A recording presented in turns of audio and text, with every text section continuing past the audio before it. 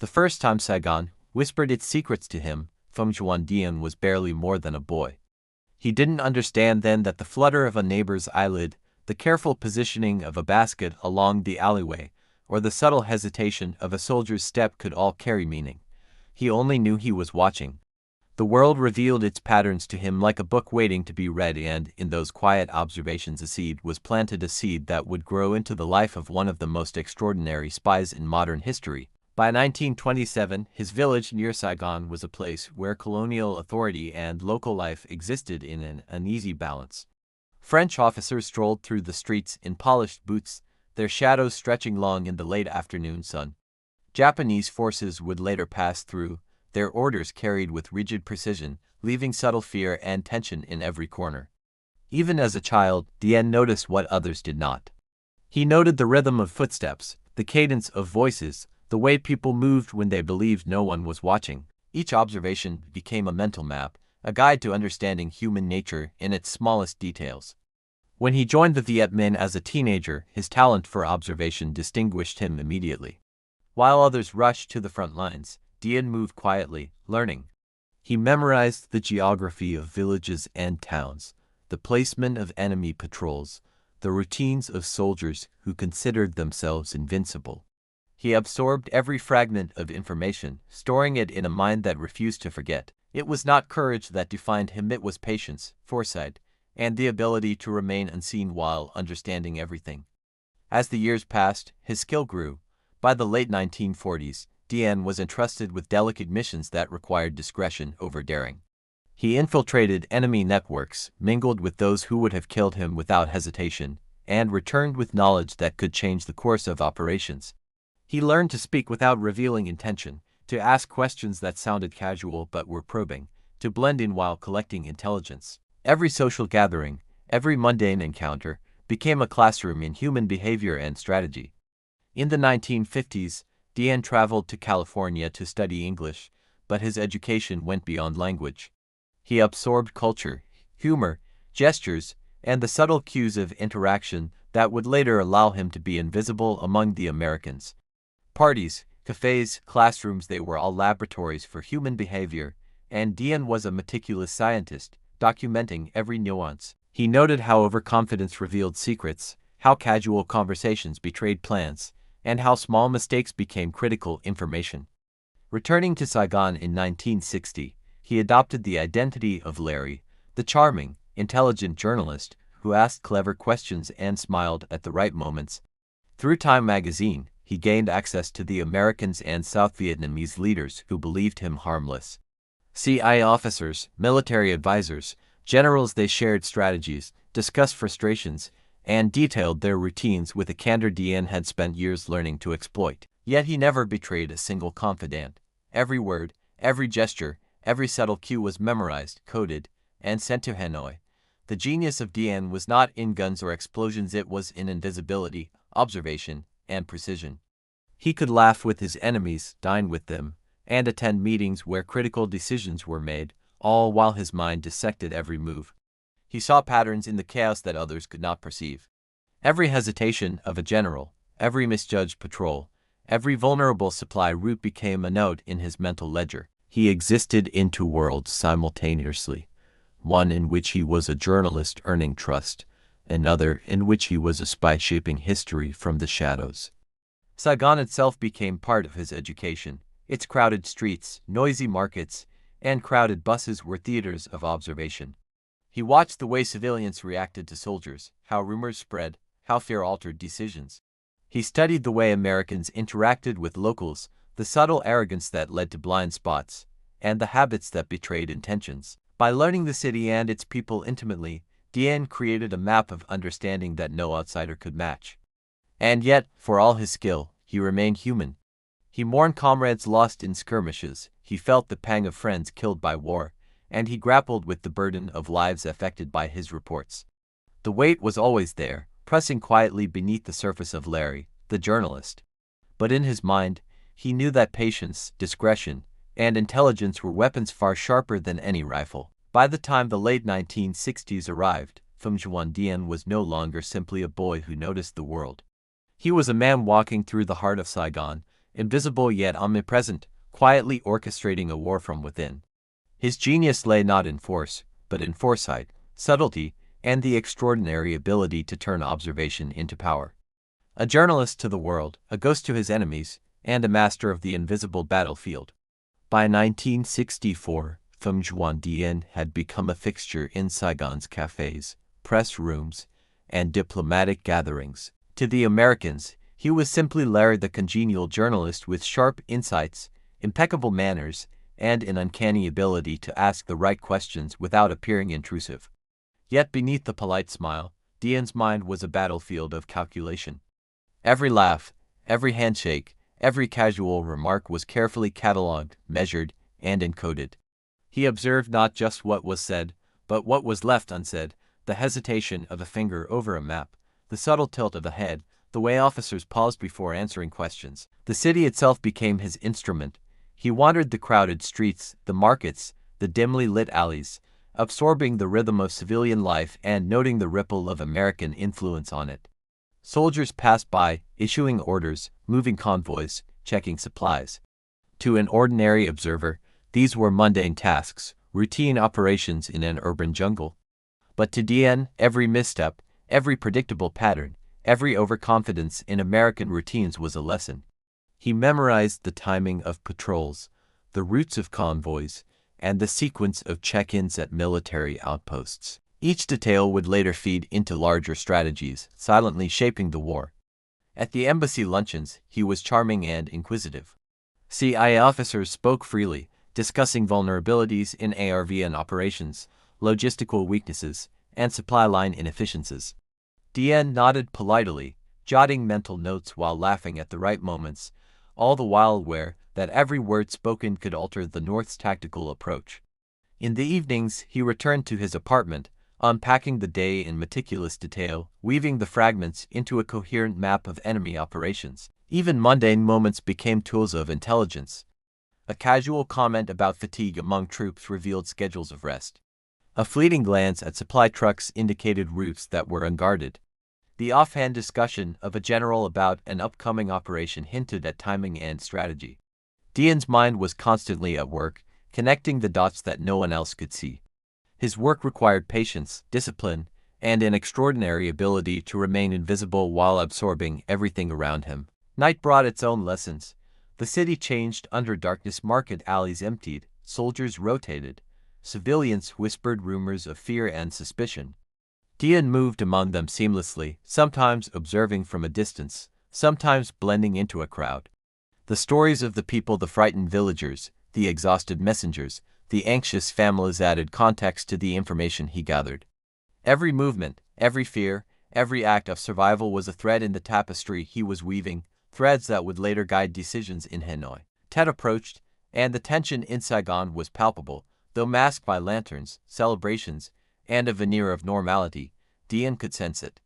Subtle changes in routine, whispered conversations among ARVN officers, slight increases in military logistics, these were the early signs. He catalogued everything with obsessive precision, knowing the coming storm would test every skill he had honed over decades. Every smile, every casual remark, every laugh with an American officer became part of a carefully constructed map of weaknesses and patterns. And yet, life demanded duality. By day, he was the journalist, friendly, curious, engaging.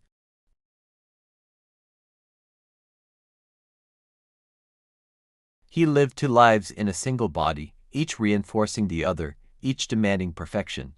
Any misstep, any lapse in composure, could mean death. And still, he carried it all with calm poise, the perfect mask of normalcy hiding an extraordinary intellect. In 1967, with the Tet Offensive looming, his intelligence had reached a level where he could predict enemy movements with remarkable accuracy. The generals, the supply officers, the American advisors, they were all pieces on a chessboard he understood fully. He had mapped their habits, their arrogance, their blind spots. The city, the people, the foreign occupiers, they all existed in his mind as part of a living, breathing operation. He had become the ghost in plain sight, the invisible hand guiding history while everyone else thought themselves in control. The city of Saigon had changed overnight, though the streets looked the same. Lanterns still hung over shop fronts, children still played in narrow alleys, and the scent of street food lingered in the humid air. But beneath this surface, chaos had taken root. Rockets screamed overhead. Convoys were ambushed. ARV and officers shouted into radios that would soon go silent. Helicopters roared in, slicing through smoke-filled skies. And through it all, Phạm Xuân Ẩn moved like a shadow, calm and undetected, cataloging every movement, every hesitation, every human reaction. He walked past panic-stricken civilians and soldiers, recording the way fear shaped behavior. Officers barked orders, but miscommunication was rampant. Soldiers froze in the wrong places, supply lines jammed, and chaos spread faster than bullets. He could predict where they would falter, which checkpoints would collapse first, which streets would become death traps. To outsiders, it seemed random, uncontrollable, but to Dian, it was all part of the map he had been building for years. Every observation, every note, every report he had sent to Hanoi crystallized in this moment of explosive reality. Inside embassies and press rooms, Americans scrambled. Journalists typed frantically, military officers shouted into phones, and strategic meetings became arguments in real time. Larry sat among them, calm. He laughed at the right moments, nodded, asked questions that seemed innocent, all while his mind traced the routes of convoys, noted the blind spots in troop deployments, and memorized the vulnerabilities that no one else saw. He was present, yet entirely invisible, a ghost in the midst of catastrophe. The night deepened, and the city changed again. Fires lit the sky, the streets filled with smoke and the screams of those caught in crossfire. Dian observed from rooftops, from alleyways, from behind the cover of ordinary buildings. Every explosion, every shouted order, every frantic retreat was documented in his mind. He thought not just of the military implications but of the human consequences. Families fleeing in terror, soldiers separated from comrades, friends trapped in crossfire. He carried these images silently, understanding the burden of knowledge and responsibility that came with being a perfect spy. And yet, even in this chaos, he maintained his dual existence. At dawn, he would appear in cafes, calm, asking for a coffee, discussing mundane topics with American officers who believed they had survived the worst merely by luck. By night, he translated the chaos into intelligence, weaving together the behaviors, mistakes, and patterns into actionable insight. Every misplaced convoy, every delayed reinforcement, every misjudged response was a lesson in human nature and warfare. Tet Offensive was not a spontaneous eruption. It was the culmination of years of observation, patience, and invisible strategy. Dian's reports had fed the North Vietnamese command with unprecedented precision. The generals acted on his insights, targeting weak points, predicting overreactions, exploiting blind spots. And yet, to the Americans, it seemed as though the city had fallen into random catastrophe, caught unprepared. They could not comprehend the ghost who had moved among them for years, collecting the threads of information that now unraveled their confidence. As the offensive continued, he moved silently through the streets, sometimes near the front lines, sometimes observing from afar. Every decision, every movement, every human reaction became part of the map he carried in his mind. And while the city burned and lives were lost, he never wavered, never panicked. He was a man of patience and precision, a witness to history in motion, shaping outcomes without ever touching a weapon.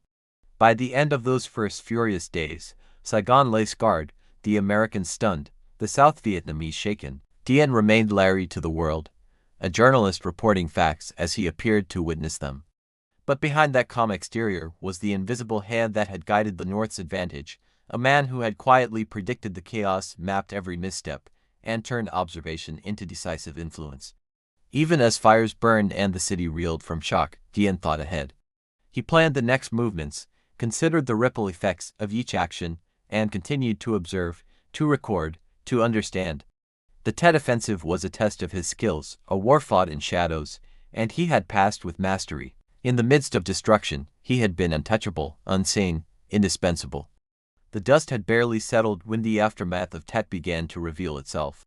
Saigon was a city attempting to breathe again, though every street carried the scars of violence. Buildings were blackened, markets destroyed, and families displaced. The Americans were scrambling, officers furious and embarrassed at their inability to predict what had happened. Journalists flooded the streets, typing stories that painted a picture of sudden chaos and incompetence. And in the middle of it all, Pham Juan Dien moved with the same calm precision he had shown during the offensive itself. Larry, the journalist, walked past burned-out vehicles and shattered windows, casually commenting on the resilience of the city as he always did. He smiled at shopkeepers, nodded at soldiers, and laughed lightly at a colleague's jest. To anyone watching, he was unfazed, merely reporting the news, but inside, his mind was relentless. Every reaction, every expression, every measure taken by the Americans and ARVN officers was noted. He analyzed what had gone wrong for them, what patterns they clung to, and where their arrogance had blinded them to the truth. He visited the streets where convoys had been ambushed, observing the remnants of logistics networks. Trucks lay overturned, supply lines disrupted, and soldiers spoke openly of mistakes they had made. Dien catalogued it all. Every hesitation, every misjudgment, every lapse in discipline was a lesson, a thread to be woven into the larger picture. He thought about how quickly the city's chaos had followed predictability, how human error could be anticipated, and how patterns of behavior revealed opportunities. At press briefings, he listened carefully. American officers and diplomats debriefed in confidence, trying to rationalize the failure. Larry nodded, asked casual questions, jotted notes seemingly for his articles, but in reality, for Hanoi, he recorded the tone of voices, the subtle defensiveness, the unsaid doubts. Every nuance was intelligence. He understood not only what they were saying, but why they were saying it, and how it reflected their limitations. The city around him was alive with whispers. Civilians spoke of terror, of the nights spent hiding, of families lost or separated. He observed the small acts of courage, the quiet heroism, the human resilience amid destruction. Each story added depth to his understanding of the people's experience, which, when combined with military intelligence, created a map not just of strategy, but of psychology, society, and the interplay between them. Even the smallest encounters mattered. A courier delivering supplies to the Americans revealed routes that were weakly defended. A casual remark by a junior officer hinted at the next patrol's timing. A vendor's anxious comment exposed troop rotation patterns. To most, these were irrelevant details, easily overlooked. To Dien, they were pieces of a vast, living puzzle, a puzzle he had been assembling for years. The weeks following Tet were a study in human behavior and consequence. Dien walked among the streets of Saigon as if nothing had changed, yet everything was under his scrutiny. He was aware that every choice made by the Americans and their allies would be remembered, catalogued, and later acted upon, and he remained invisible. Even as the city tried to return to normal, he continued to observe, to synthesize, to prepare reports that would influence decisions far beyond what anyone in the streets could imagine. By the time the first months of 1968 passed, it was clear to him that the Americans had underestimated not only the North Vietnamese, but the subtle art of observation, patience, and intelligence. He had spent years perfecting invisibility, and the results were undeniable. Lives had been affected, strategies disrupted, and confidence shattered, all without firing a shot. In the chaos of war, Pham Juan Dien had remained untouchable, moving like a ghost, unseen, yet indispensable. Years passed, yet the echoes of Tet lingered in Saigon.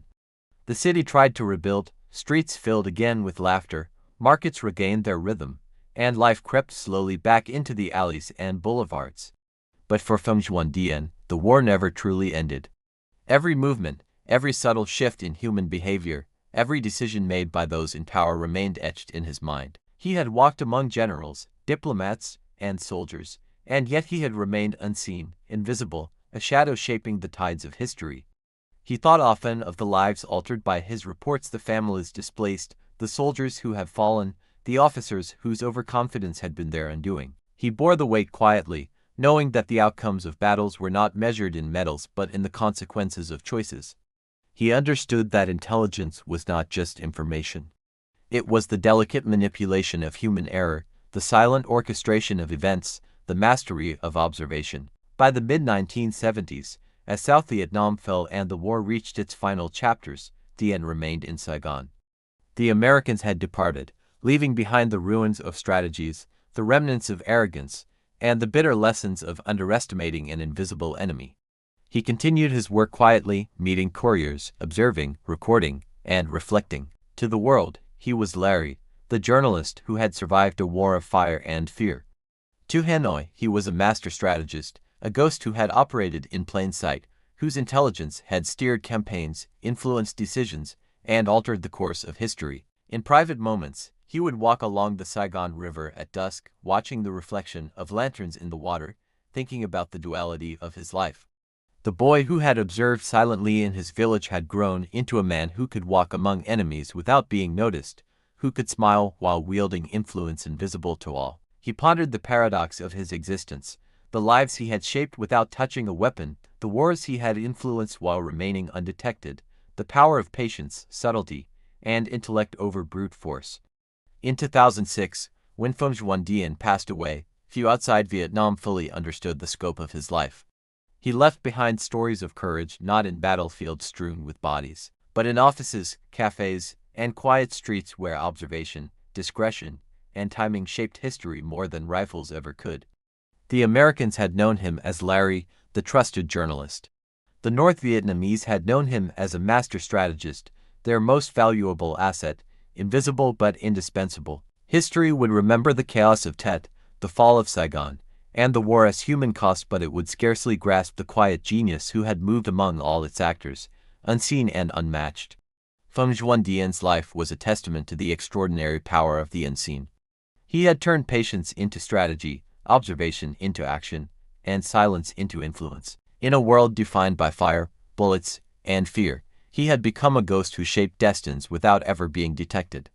Saigon would never forget the chaos of war, and the Americans would never understand the invisible hand that had quietly guided events from within. In the end, he remained the perfect spy, forever invisible, forever influential, and forever a reminder that history is often written not by those who shout the loudest, but by those who see, understand, and act in silence.